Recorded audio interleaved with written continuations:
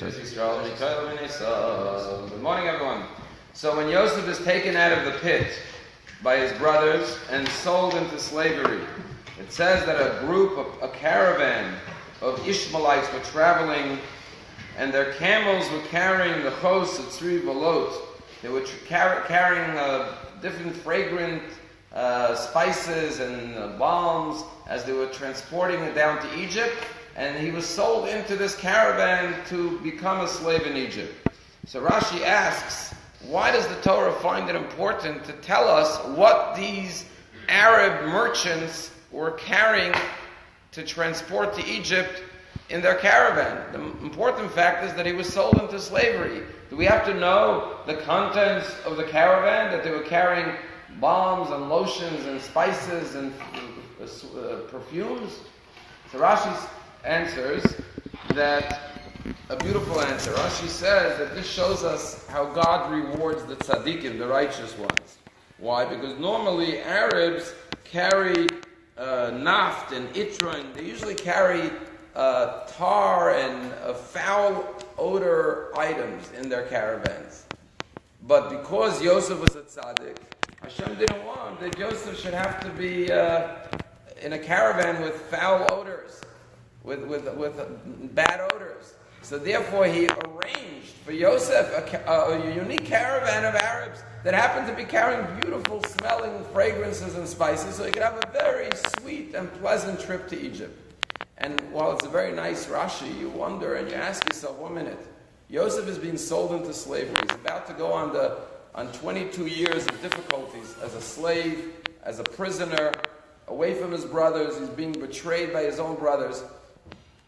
But what does Hashem do? You know what? As you go down to Egypt, you'll have a nice aroma to please your nostrils on the way down. Is that the way you reward the tzaddikim? If you want to reward the tzaddikim, get him out of this situation. Why does he have to go into slavery in the first place?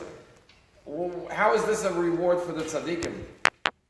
And the answer is that in life, sometimes things happen to us and we don't understand why. Like Yosef, he didn't understand why.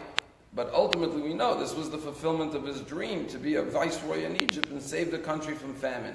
So we have to go through difficulties. But there's a goal, there's a kavanah, there's a purpose at the end that Hashem has in mind for us.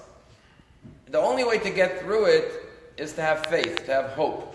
That there's a reason for why we're going through these difficulties. If you believe that there's a purpose, you can get through it till you see the reason that Hashem has. King David HaMelech says, Gam ki elov b'geitz al-mavis, even as I walk through the valley of the shadow of death, I'll fear no evil because I know you're with me. As long as I know you're with me, I don't fear any evil. And that's why Hashem sent the caravan with good spices. Why? Because Hashem was telling Yosef, look, you need to go through this experience. But, just to let you know I'm with you, I'm going to do something very unusual. I'm going to send a caravan with good smelling spices, which will be my signal to you to realize this is not just a coincidence. Hashem is with you on this journey. And therefore, fear no evil. Everything will work out. And this gave Yosef the confidence and the faith to be able to endure the 22 years of hardship until he came to the realization of his dream, which was to be the viceroy of Egypt. They tell a story about Natan Sharansky, famous dissident, and he was, of course, in Russia, and then he was imprisoned for being a refusnik. That when he was arrested, he was sent off to Siberia and the gulags.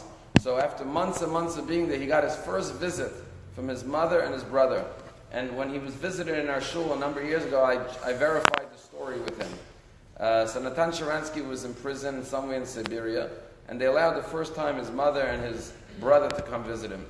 And they brought him out, prisoner, into like the meeting room to meet his mother. And he hugged him, he kissed him, he cried. It was a very emotional reunion. And then he sat down to talk. But the Russian officer, prison guard, was standing there. So they're waiting for him to step aside. They could talk about his freedom and how to deal with it. But he's standing there. After about 15, 20 minutes, he says, okay, your time is up, back to your cell. He said, I didn't even get to talk to my family. They said, no, you only have 20 minutes, it's over.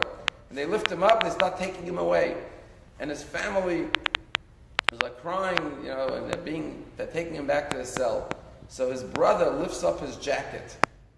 And underneath his jacket, he had a t-shirt with a picture of Natan Sharansky, and it said, Free Anatoly Sharansky. And when Natan saw this, he beamed, because he saw there's already a whole movement for his freedom with t-shirts and everything. And the guard looked, he saw them smiling and laughing. He was very upset because he felt cheated. So he turned to the family members, the mother and the brother, and he said, I'm glad you're laughing, but that little stunt is going to cost you. You'll see when it's the next time we let you see your brother and son. And Natan Sharansky looked at this guard in the prison and he said, listen, I may be a prisoner here, but one day I'm going to go free. I'm going to go to Israel. I'm going to fulfill my dream and go to Jerusalem. But you're going to live the rest of your life in this prison.